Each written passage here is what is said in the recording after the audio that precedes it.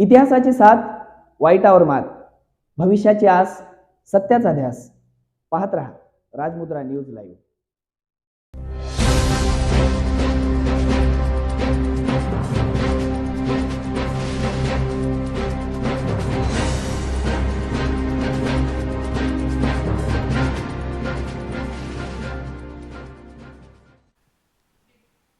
नमस्कार, मी संगमेश्वर लांडगे.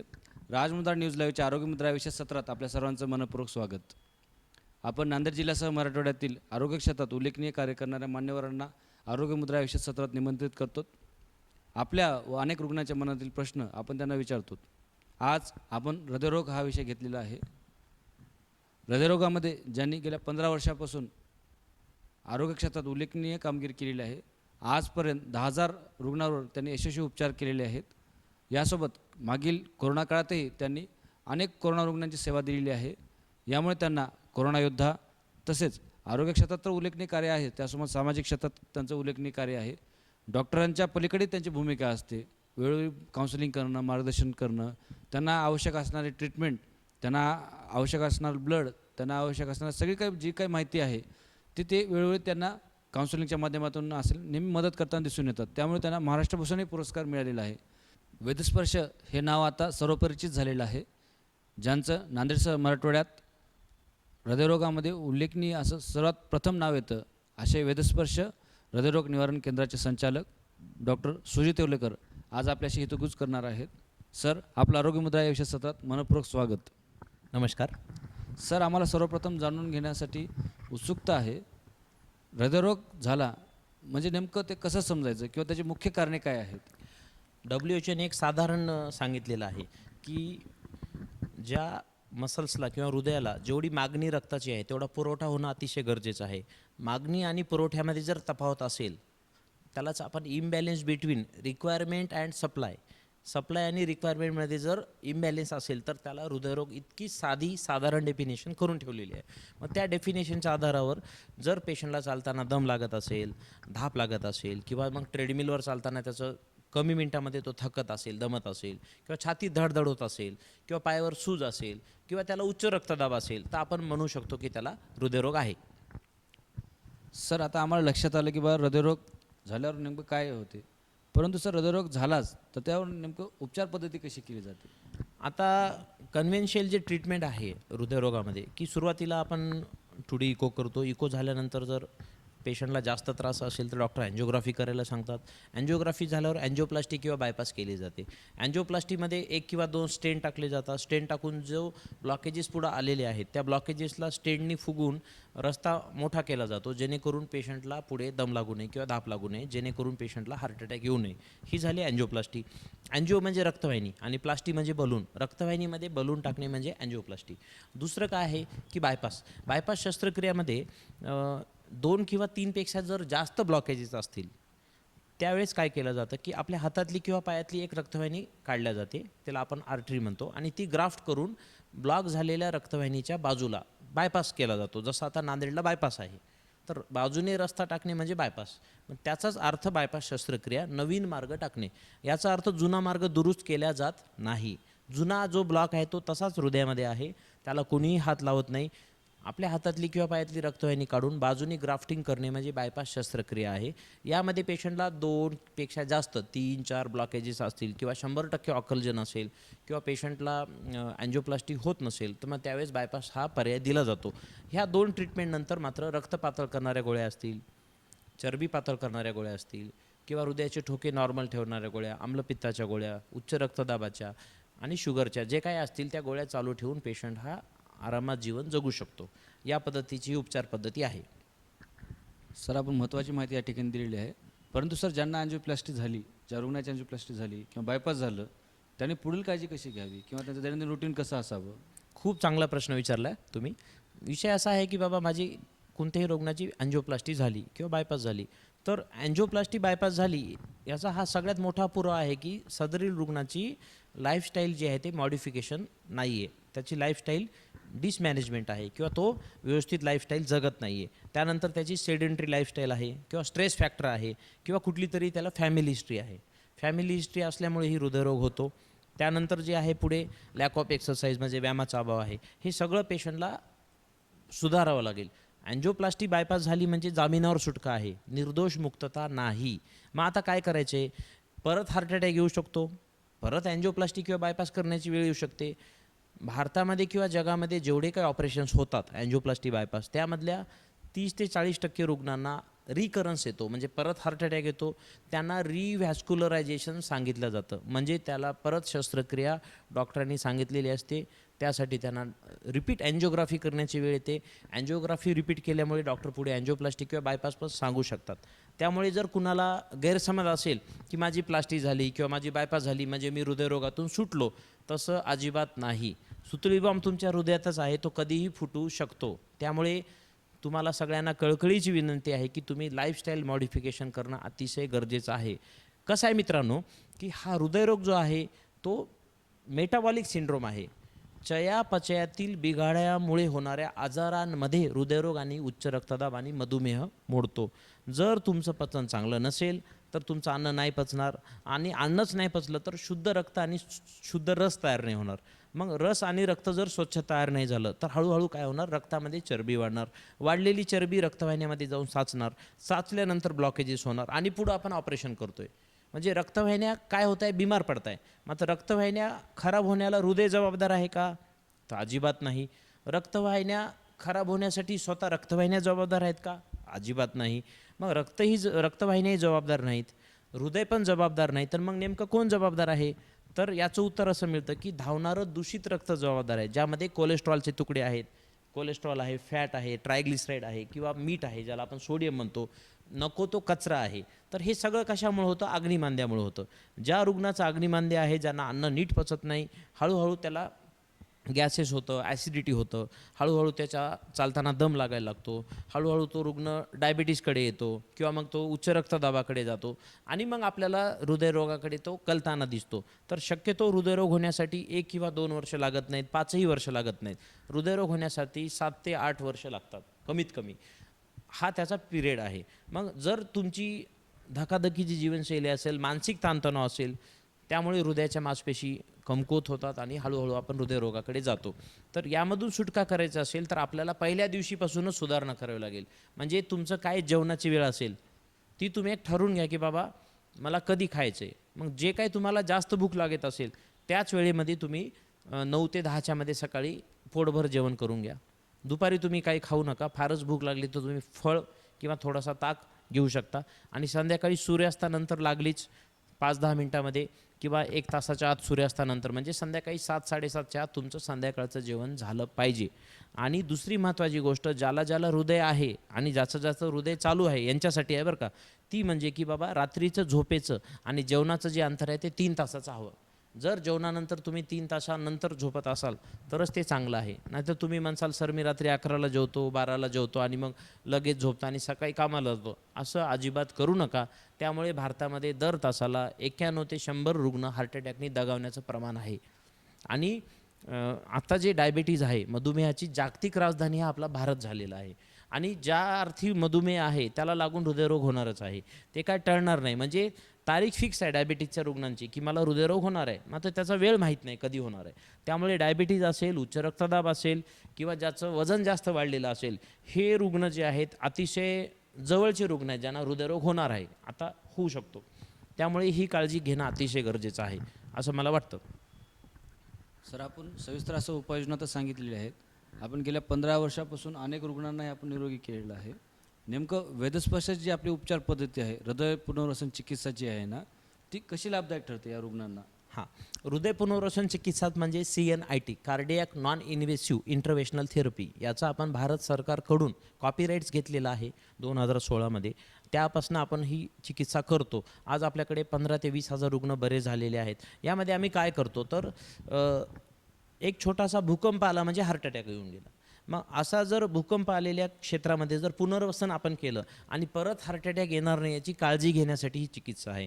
मग आता आम्ही काय करतो की पंचकर्म थेरपी करतो. पंचकर्मामध्ये CNITमध्ये स्नेहन आलं, स्वेदन आलं, हृदयधारा आला, हृदयलेप आला, हृदयबस्ती आली, शिरोबस्ती आली किंवा बस्ती आली, अशा पंचकर्माच्या आपण थेरपीज करतो. आणि त्या पंचकर्माच्या थेरपीमुळे काय होते की शरीरामध्ये साचलेलं जे दूषितपणा आहे तो पंचकर्माने बाहेर काढला जातो. रसरक्त विक्षेपणाचं जे कार्य आहे ते पंचकर्मामुळे सुरळीत होतं. कषाय रसाच्या ज्या वनस्पती आहेत, ज्या तुरट असतात, त्या वनस्पती आपण पेशंटला खायला देतो किंवा बस्तीमधून देतो. त्यामुळे काय होतं की धावणारं जे दूषित रक्त आहे ते स्वच्छ व्हायला लागतं. आणि रक्ताचा जडपणा कमी झाल्यामुळे ज्या रुग्णाला चालताना दम लागतो किंवा ज्या रुग्णाला चालताना धाप लागते, छाती भरून येते किंवा छाती धडधड होते किंवा पायाला सूज राहते, ही लक्षणे हळूहळूशी नाहीशी व्हायला लागतात. मग आमच्याकडे जेव्हा रुग्ण पहिल्या दिवशी येतो तेव्हा तो 2 किंवा 3 मिनिटच ट्रेडमिल मशीनवर चालतो. 4थ्या-5व्या मिनिटाला तो दमतो, थकतो किंवा बाबा त्याचा ECG बॅड येतो. मग आम्ही त्यांना ठरवतो की यांना किती पंचकर्म द्यायचे. आणि एकदा पंचकर्म दिले की मग हळूहळू ते पंचकर्म होत राहतात. अंदाजे 4थ्या-5व्या दिवशीनंतर रुग्णांना इम्प्रूव्हमेंट वाटायला लागते. आणि जशी जशी इम्प्रूव्हमेंट वाढत जाते तसं तसं रुग्णाचा कॉन्फिडन्स वाढतो. आणि रुग्ण स्वतःहूनच सांगायला लागतो की सर आता माझी छाती दुखत नाही, सर आता मला दम लागत नाही, सर आता माझ्या पायावरची सूज कमी झालेली आहे, सर आता मला चालताना छातीमध्ये कळ मारून येत नाही, किंवा मला सर आता पोट साफ आहे, किंवा माझी झोप शांत आहे. याचा अर्थ काय, तर पेशंट सिम्टमॅटिकली नीट होतोय. बरोबर आहे. मी कागदावर त्यांना सांगू शकत नाही तुम्ही नीट झालात, मात्र जेव्हा लक्षणे नाहीशी होतात तेव्हा रुग्णाला हवेसं वाटतं आणि मग तो इकडे कलतो. मग असे आपण अनेक रुग्ण बरे केले आणि अनेक रुग्णांचे तसे अनुभव आहेत. तर CNIT चिकित्सा काय करते, तर हृदयाची कार्यक्षमता वाढवते, हृदयाच्या मांसपेशी बळकट करते, त्यानंतर ट्रेडमिलवर आपला मिनिट वाढतो. जर पंपिंग कोणाचं कमी असेल तर ते पंपिंग वाढताना दिसतं. त्यानंतर काय होतं की बाबा ECG सुधारायला लागतो, पेशंटचं वजन कमी व्हायला लागतं. जी लक्षणे होती, अंजायना असेल, छाती दम लागणं असेल, धडधड असेल, हे कमी व्हायला लागतं. आणि काही दिवसानंतर जो आहे, महिन्या दीड महिन्यानंतर तो पेशंट 12 ते 13 मिनिट ठणठणीतपणे ट्रेडमिलवर चालू शकतो. मग याचा अर्थ आहे की बाबा अँजिओप्लास्टी केल्यावर ज्या रुग्णाला 6 महिने लागतात ट्रेडमिलवर येण्यासाठी 12 मिनिट, ते 6 महिने आपण 12 दिवसामध्ये देतोय. किंवा बायपास झालेल्या पेशंटमध्ये वर्षभराने ज्याला 12 मिनिट मिळतात शस्त्रक्रिया झाल्यावर, तेच 12 मिनिट आपण 15 ते 20 दिवसामध्ये पेशंटला पंचकर्माच्या माध्यमातून देतोय.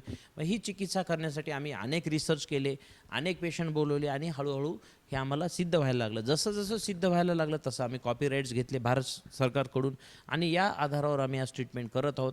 महाराष्ट्रामध्ये अनेक ठिकाणी आपल्या शाखा आहेत, अनेक रुग्ण बरे झालेत आणि रुग्णांचे अभिप्राय यायला लागले. मग आता CNIT सोबत आम्हाला प्रश्नचिन्ह पडले की बाबा सर मला डायबिटीज पण आहे, मग आम्हाला इलाज काय. मग आम्ही हृदयरोगातच नाही थांबलो, तर डायबिटीजला पण आम्ही सुरुवात केली. मग आम्ही DCT therapy, diabetes controlling therapy आणली. त्या थेरपीमधून आम्ही रुग्णांना डायबिटीजच्या पण पंचकर्म चिकित्सा देतो, जेणेकरून त्यांचं इन्सुलिन जर वाढत असेल डोस, तो कमी झाला पाहिजे. त्याची गोळी जी आहे ती स्टेबल राहिली पाहिजे. जी शुगर कंट्रोलमध्ये आहे ती कंट्रोलमध्ये राहून इतर जे होणारे आजार आहेत, जसं की मेंदू खराब होणे किंवा मेंदूचा तीव्र झटका येणे किंवा डोळे खराब होणे, प्रोस्टेटचा प्रॉब्लेम होणे, किंवा मग पेशंटच्या लैंगिक क्षमता कमी होणे, किंवा त्यानंतर पेशंटला त्वचा विकार होणे, डायबिटीजचे जे मुख्य धोके आहेत, ज्याला रिस्क फॅक्टर म्हणतो, त्या रिस्क फॅक्टरमधून बाहेर येण्यासाठी DCT थेरपी अतिशय लाभदायी आहे. त्यानंतर मग आम्ही अस्थमा पण घेतो. अस्थमामध्ये ज्या पेशंटला दम लागतो, ज्या पेशंटला पंप चालू आहे दम्याचा, किंवा ज्या पेशंटला हृदयाचा कुठलाही आजार आहे किंवा त्यामुळे त्याला दम लागतो आहे, अशा सगळ्या दम लागणाऱ्या रुग्णालाही आम्ही फुफ्फुसनेहन म्हणजे फुफ्फुसामध्ये काम करणारी चिकित्सा आहे, फुफ्फुसनेहन चिकित्सा, त्याला आम्ही PSS म्हणतो, फुफ्फुसनेहन चिकित्सा आम्ही चालू केलेली आहे. त्यानंतर आपण विरेचन चिकित्सा करतो. विरेचन चिकित्सेमध्ये ज्यांना आतड्यांचा आजार आहे, ज्यांना पोटसाफ होत नाही, मलबद्धता आहे, ज्यांना जेवण केल्यावर उलट्या होतात, किंवा ज्यांना जेवणच पचत नाही, किंवा ज्यांना जेवण पचतं परंतु अंगीच लागत नाही, वजन अतिशय कमी आहे, किंवा जे खाल्ल्यानंतर त्यांचं वजनच खूप वाढून चाललं आहे, अशा रोग्यांना ज्यांची सिस्टीम बिघडलेली आहे, बिघडलेल्या सिस्टीमच्या रुग्णांना आम्ही ट्रीटमेंट देतो आणि त्यामुळे त्यांना खूप चांगले रिझल्ट येताना दिसतात. मग हे विरेचन चिकित्सेमुळे होतं. वमन चिकित्सेमध्ये ज्यांना दमा आहे, अस्थमा आहे, ज्यांना पंप चालू आहे, किंवा ज्यांना अस्थमाचे अटॅक येतात आणि अटॅक आल्यानंतर त्यांना कंटिन्यू पंप घ्यावा लागतो, अशा रुग्णांनाही आम्ही पंचकर्म चिकित्सा देतो. त्यामधूनही त्यांचा अतिशय चांगला उपचार झालेला आहे. मग यामध्ये आपण किडनी विकार असतील, मूतखडा असेल, किंवा लिव्हर फेल्युअर असेल, किंवा लिव्हरचे इतर आजार असेल, ज्यांना ड्रिंकिंगमुळे किंवा लिकरमुळे किंवा व्यसनांमुळे होणारे जे लिव्हर प्रॉब्लेम आहेत प्रायमरी स्टेजचे, ते सगळे आपण कवर करतो. आणि हे कवर करत असताना कळून चुकलं की बाबा आपण कुठे पोहोचतोय, हृदयरोग असेल किंवा उच्च रक्तदाब असेल, मधुमेह असेल किंवा मग कोणताही आजार असेल, या आजाराचं मूळ परत या उदरामध्येच येते. हे जे उदर आहे आपलं, विधभर जागा जी आहे पोटाची, इथे अतिशय गरजेचं आहे की तुम्ही अग्नी चांगला ठेवा. 2च वेळा जेवा, पोटभर जेवा, जेवणामध्ये पाणी भरपूर घ्या, पालेभाज्या भरपूर घ्या. हे सगळं घेणं गरजेचं आहे. कारण की आईने जेव्हा जन्म दिला तेव्हा तर हे शरीर पवित्रच होतं. मग हे बिमाऱ्या आल्या कुठून? कुठेतरी आपली जीवनशैली आपण बिघडली. मग नोकरीमुळे म्हणा, मानसिक तणावामुळे म्हणा, किंवा आपल्या व्यसनामुळे म्हणा, किंवा फॅमिली हिस्ट्री आहे, बाबा आई वडिलांना आजार आहे म्हणून आपल्याला आजार होतो, आजोबांना होता म्हणून आपल्याला आहे. मग ही जे आहे ते कुठेतरी आपल्याला लक्षात ठेवणं गरजेचं आहे. जर आपण हे लक्षात ठेवलं तर आरामात आपण आपलं आरोग्य हातात ठेवू शकतो, वेगवेगळे आजार आपण टाळू शकतो. आणि वेगवेगळे आजार जर टाळले तर आपल्याला आपलं जीवन अतिशय चांगल्यापणाने जगता येतं. कारण कोणत्या व्यक्तीला वाटतं की बाबा मी मोठा झालो आणि माझं आयुष्य हॉस्पिटलमध्ये गेलं पाहिजे, किंवा कोणत्या व्यक्तीला वाटते की बाबा मी डॉक्टरच्या वेटिंग रूममध्ये 2-2 तास 4-4 तास वाट पाहिली पाहिजे, किंवा कुणाला वाटतं की माझं ऑपरेशन झालं पाहिजे, किंवा कुणाला वाटतं की बाबा माझं कुठं स्टेंट झालं पाहिजे किंवा बायपास झालं पाहिजे. मुळातच हे कोणालाही वाटत नाही. आणि आम्ही पण अशीच प्रार्थना करतो की हे कोणाच्याही नशिबात येऊ नये. पण दुर्दैवानं कोणाकडे आलंच तर आम्ही त्याच्यासाठी खंबीरपणे उभे आहोत.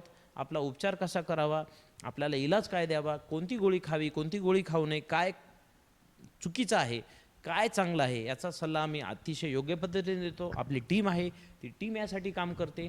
आणि वेगवेगळ्या पद्धतीने रेडिओचं माध्यम असेल, टी व्हीचं माध्यम असेल, पेपरचं माध्यम असेल, यामध्ये आपण मागच्या 10 वर्षापासून कंटिन्यू लिखाण करतो आहे. दिवाळी अंक असतील, वेगवेगळे वर्तमानपत्र असतील, किंवा आम्हाला कुठेही व्याख्यानाला बोलवतात. मग SP ऑफिस असेल, कलेक्टर ऑफिस असेल, तहसीलदार लोक पण बोलवतात, किंवा मोठ्या मोठ्या ग्रामपंचायतचे सरपंच आम्हाला बोलवतात की सर तुम्ही व्याख्यानाला या गावामध्ये, आम्हाला आरोग्यावर बोला. तर मित्रांनो, आपण ज्या जयंत्या साजऱ्या करतो किंवा कोणतेही कार्यक्रम साजरे करतो तर तिथं आरोग्याचे व्याख्यान घेऊन साजरे झाले पाहिजे, जेणेकरून आपल्या जवळचा प्रिय व्यक्ती हॉस्पिटलमध्ये झोपलेला दिसू नये. हे आमचं उद्दिष्ट आहे. आणि डॉक्टरांचं कर्तव्य फक्त या ॲडमिट करा आणि आम्ही तुम्हाला नीट करतो हे नाही. समाजामध्ये रोगराई पसरू नये, समाजातला प्रत्येक घटकाजवळ आरोग्य पोहोचावं, त्यासाठी त्यांचं मार्गदर्शन करणे, त्यांना मोफत सल्ले देणे हे पण आहे. आणि ते आम्हाला वाटतं की समाजाचं काहीतरी आपण देणं लागतो, म्हणून आम्ही स्वतः गावाखेड्यामध्ये जातो. आतापर्यंत आम्ही 250पेक्षा जास्त व्याख्याने या आजारावर घेतलेले आहेत. वेळोवेळी आम्ही मार्गदर्शन करत असतो. 450पेक्षा जास्त मुलाखती आपण आकाशवाणीवर घेतलेल्या आहेत. या माध्यमातून एक आमची हृदयाची किंवा इतर आजारांची एक सेवा देण्याची आम्ही एक सुरू केलेली आहे. आणि हे आपली अखंडितपणे सेवा चालूच राहणार आहे. धन्यवाद सर. आम्हाला या ठिकाणी आपली तळमळ दिसत आहे. आपण केवळ पेशंट दुरुस्तच नाही तर तो आजारीच पडू नये यासाठी गेल्या अनेक वर्षापासून काम करतात. आम्ही याचे साक्षीदार आहोत. सर, आता आपण सविस्तर माहिती तर दिलेलीच आहे, पण जे मुलाखत पाहत आहेत त्यांना जर वाटलं बा आपणाशी भेटावं, आपणाला येऊन त्यांची जी समस्या आहे मांडावी, तर ते ते ते येण्यासाठी त्यांचा काही आपण ॲड्रेस इथं देता येईल का? तुमचा नंबर या ठिकाणी देता येईल का त्यांना? जेणेकरून त्यांची आपल्याशी भेट होईल. वेदस्पर्श हृदयरोग निवारण केंद्र, 1ला मजला, मनाटकर बिल्डिंग, बसस्टँड शेजारी, डॉक्टर लेन, नांदेड हा आपला ॲड्रेस आहे. बसस्टँडच्या बाजूलाच मनाटकर हॉस्पिटलमध्ये 1ल्या मजल्यावर वेदस्पर्शची शाखा आहे. तिथे पंचकर्म युनिट आहे, चेकअप युनिट आहे, तिथं तुम्ही येऊ शकता. तिथं डॉक्टर भारती मडवे मॅडम OPDला असतात, तिथे तुम्ही जाऊ शकता. मी पण असतो. त्यानंतर आपला स्टाफ आहे. त्यानंतर फोन नंबर घ्या तुम्ही, 95611 90233 हा आपला नंबर आहे. 95 611 90 233 या क्रमांकावर तुम्ही कोणतीही समस्या असेल तर आम्हाला फोन करू शकता. आपले काही रिपोर्ट्स असतील अँजिओग्राफीचे किंवा मग सोनोग्राफीचे किंवा कुठलेही CT स्कॅन असतील, HRCT असतील, हे रिपोर्ट्स तुम्ही आम्हाला व्हॉट्सअपवर पाठवू शकता. तो व्हॉट्सअपचा पण नंबर आहे. आणि यानुसार आम्ही आपल्याला आरोग्याचं मार्गदर्शन करू शकतो. धन्यवाद सर. सर, जाता जाता एक शेवटचा प्रश्न, आमच्या चॅनलच्या माध्यमातून आपण काय आवाहन करणार? एकच आवाहन करतो की सगळेच चांगलं जीवन जगण्यासाठी जन्माला आलेले आहेत आणि चांगलं जीवन जगावं यासाठी आरोग्याची त्रिसूत्री मी सांगतो तुम्हाला. ती त्रिसूत्री पाळणं अतिशय गरजेचे आहे. आहार, विहार आणि विचार. आहार अतिशय चांगला ठेवा. त्यानंतर विहार म्हणजे व्यायाम तुमचा राहणं गरजेचं आहे. आणि विचार म्हणजे तुम्ही निराशात जाऊ नका. मानसिक ताण कुठलाही घेऊ नका, कारण ताण घेऊन कुठलाही प्रॉब्लेम सॉल्व्ह होणार नाही. त्या प्रॉब्लेमला जर हातात घेतलं, त्याचं ऑपरेशन केलं तर तो प्रॉब्लेम सॉल्व्ह होईल. त्यामुळे आहार, विहार, विचार हे आजच्या कार्यक्रमामध्ये तुम्हाला त्रिसूत्री देतोय. प्रत्येक कार्यक्रमात कोणती तरी एक सूत्री देत जाईल हे मात्र निश्चितचपणे सांगतो. ही त्रिसूत्री तुम्ही पाळायची. बाबा मला चांगला आहार घ्यायचा, शिळं खाणार नाही, विहार म्हणजे मी व्यायाम करेल, मी डिसिप्लिन राहील, अनुशासन आणि नियम पाळेल, आणि विचार, मी मानसिक ताणतणाव घेणार नाही. आहार विहार विचार ज्याचा चांगला आहे तो जगातील सर्वात श्रीमंत व्यक्ती आहे, असं आमच्या आयुर्वेद शास्त्रामध्ये सांगून ठेवलेलं आहे. धन्यवाद सर. आपण वेळातला वेळ काढून या ठिकाणी उपस्थित झालात. आमच्या व प्रेक्षकांच्या मनातील अनेक प्रश्नाचं आपण दिलखुलासपणे उत्तर दिलेलं आहे आणि सविस्तर उत्तर दिलेलं आहे. प्रेक्षकांनो, या व्यतिरिक्तही आपल्या मनात विविध प्रश्न या ठिकाणी उद्भवले असतील किंवा तयार झाले असतील तर आपण त्या प्रश्नांना आमच्या कमेंट बॉक्समध्ये विचारा. आम्ही प्रत्येक प्रश्नाचं उत्तर या ठिकाणी सरांकडून घेऊ. सरांना मी आताच पुढील सत्राचं या ठिकाणी निमंत्रण देतो, कारण आपल्या प्रत्येक प्रश्नाला सर या ठिकाणी आपलं उत्तर देणार आहेत.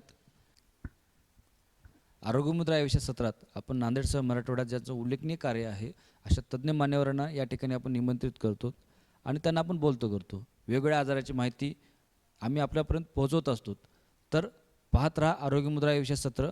पुन्हा भेटूया एका नवीन विषयासह, एका नवीन मान्यवरासह. धन्यवाद.